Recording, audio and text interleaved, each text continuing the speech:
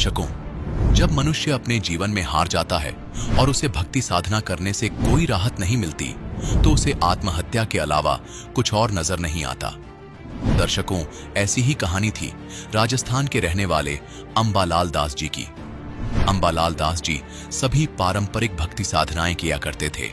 वह शंकर भगवान, शनिदेव और हनुमान जी के व्रत भी रखते थे, लेकिन फिर भी उन्हें अपने जीवन में शांति व शारीरिक सुख नहीं मिला। दर्शकों, अशांति और अपनी बीमारियों से निजात पाने के लिए अंबालाल जी ने अनेक बाबाओं का सहारा लिया, लेकिन फिर भी इन्हें कोई राहत नहीं मिली। दर्शकों, आज अंबालाल जी का कहना है कि मेरी जिंदगी तब बदली जब मुझे संत रामपाल जी महाराज द्वारा लिखित पुस्तक भक्ति सौदागर को संदेश प्राप्त हुई। दर्शकों, आखिर संत रामपाल जी महाराज अपनी पुस्तकों में ऐसा क्या लिखते हैं कि जो भी इनके द्वारा लिखित पुस्तक पढ़ता है वह सतलोक आश्रम की ओर खींचा चला आता है। वह अपनी सभी भक्ति साधना त्याग कर संत रामपाल जी महाराज द्वारा बताई गई भक्ति साधना अपना लेता है। दर्शकों, आइए जानते हैं कि जो भक्ति साधना आज अंबालाल जी कर रहे हैं, क्या उससे उन्हें कोई राहत मिली? क्या आज वह सुखी है? आइए जानते हैं इसकी सच्चाई क्या है। सुनते हैं अंबालाल जी की कहानी उन्हीं की जुबानी। सर नमस्कार। नमस्कार सर। सर क्या नाम है आपका? अंबालाल जाट। अंबा जी, कहाँ से आए आप? राजसमंद जिला राजस्थान के अंदर अमेठ तहसील गांव, छोटा सा गांव पनौतिया गांव से। सर, संत रामपाल जी महाराज जी की शरण में आने से पहले आप क्या भक्ति साधना करते थे? संत रामपाल जी महाराज की शरण में नहीं आने से पहले मैंने सबसे पहले शंकर भगवान की भक्ति करी और सुबह पहले दूध से स्नान कराना और वो धतूरा फूल वगैरह चढ़ाना और 5 बजे 4 बजे उठना और उनकी भक्ति करनी, उनकी सेवा करनी। उससे भी मेरे को राहत नहीं मिली और वो कोई भगवान का कोई लाभ नहीं मिलने से मैं वहाँ से थक के फिर मैंने शनि महाराज की चालू करी। शनि महाराज के वहाँ पर सेठ जाना, तेल चढ़ाना, उनका मतलब जो ये ज्योतिष वालों को उसका जाप का पैसा देना, खूब प्रयत्न किया, वहाँ से भी राहत नहीं मिली। फिर उसके बाद में मैंने हनुमान जी की भक्ति करी। हनुमान जी की भक्ति करने से भी मेरे को राहत नहीं मिली और मैंने घर त्याग कर हनुमान जी की तो भक्ति ऐसे करी कि मैंने घर त्याग कर 5-6 महीना होती मैं उस बाबा के साथ ही रह गया। वहाँ पर भी राहत नहीं मिलने से फिर वहाँ से उस बाबा का कुछ लक्षण आचरण सही नहीं लगा, तो मैं वहाँ से भी फिर चल के वापस मैं जहाँ मजदूरी नौकरी करता था वहाँ चला गया। और वहाँ पर नौकरी करते करते मेरे को सन 1998 में मेरे को खुजली की बीमारी होगी, सन 1998 में। और ये अपने जांजपुर के अंदर में मार्बल के अंदर, जो जांजपुर आर्ट के अंदर वह मार्बल है, घेवरिया माइंस के पास में, वहाँ पर मैं मैनेजर था, माइंस ऑपरेटर भी था। तो वहाँ पर मैंने खुजली की बीमारी से सहीपुरा इलाज करवाया, ट्रीटमेंट करवाया और एक इंजेक्शन उस टाइम में 700 रुपये का लगता था, बहुत ही तगड़ा, जो उसकी भयंकर इलाज। उसमें मेरे सारे पलंग कपड़े वगैरह मेरे पत्नी के, मेरे बच्चे के सबके चेंज करवा देते हैं। और उसके बाद में सब जलाने के बाद भी वो खुजली की बीमारी नहीं मिटी।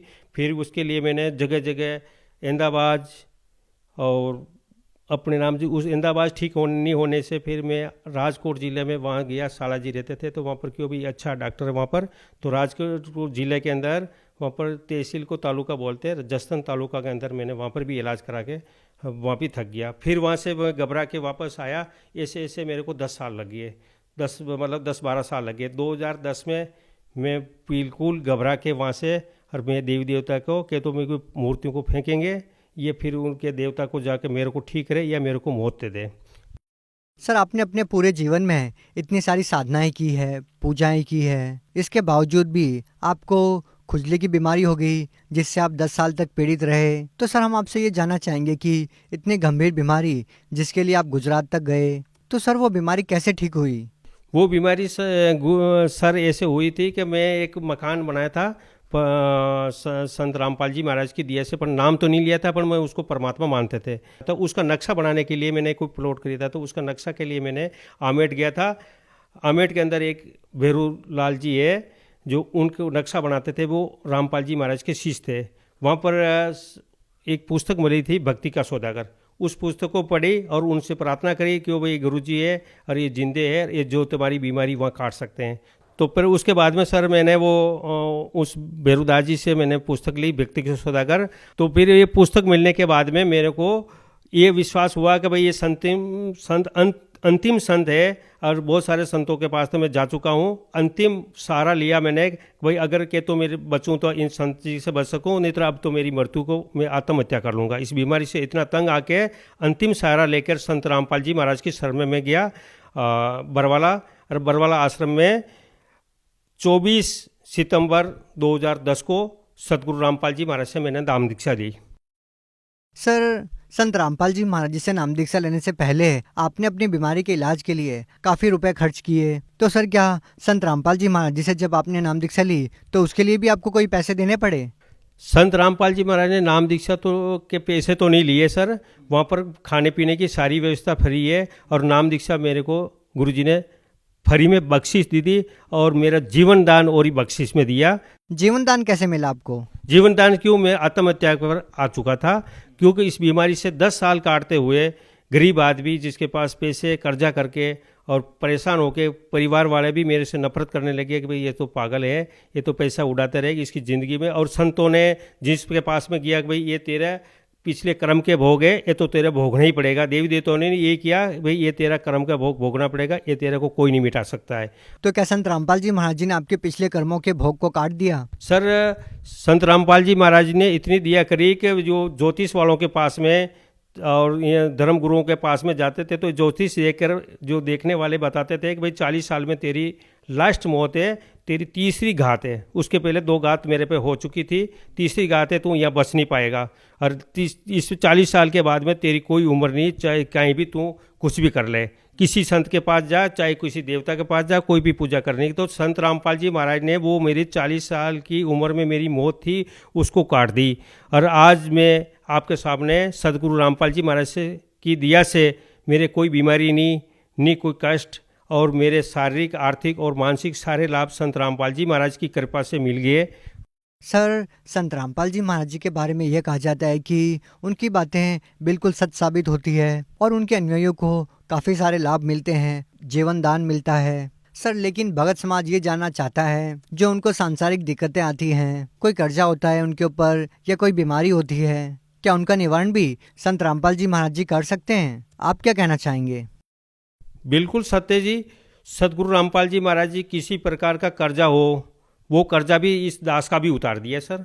मैं क्योंकि पैसा मेरे को 10-12 हज़ार रुपये उस टाइम में सन 1998 में मिलते थे, वो 10-12 हज़ार तो खर्च तो कहीं चले जाते, मैं किसी को उधारा दे जाता था, उधार से मेरा झगड़ा हो जाता था, नहीं वो पैसे मेरे को प्राप्त होते थे और उल्टा मेरा खर्चा और माते हो जाता था, और घर में बीवी बच्चे सारे दुखी हो जाते थे। सतगुरु रामपाल जी महाराज के दिया से मैं आर्थिक रूप से एकदम संपन्न है, आज मेरे पर कोई कर्जा नहीं है संत रामपाल जी महाराज की दिया से। सर, जैसा कि आपने बताया कि संत रामपाल जी महाराज जी ने आपको इतने सारे लाभ दिए, आपकी 10 साल पुरानी खुजली की बीमारी को ठीक कर दिया, आपका इतना पुराना नशा छुड़वा दिया, तो सर एक संत जो आपको इतने सारे अद्भुत लाभ दे रहा है, सर संत रामपाल जी महाराज ना किसी संत बाबाओं की तरह दाढ़ी रखते हैं, ना भगवा वस्त्र धारण किए हुए होते हैं, एक सिंपल सा दिखने वाला संत इस तरह से अद्भुत लाभ अपने शिष्यों को दे रहा है, तो सर आज का जो भगत समाज है वो संत रामपाल जी महाराज को कैसे पहचान पाएगा? संत रामपाल जी महाराज जी को सर बहुत अच्छा सवाल पूछा आपने, ये बहुत ही एजुकेट के लिए, बहुत समझदारों के लिए, पढ़े लिखे के लिए बहुत ही अच्छा प्रश्न पूछा आपने।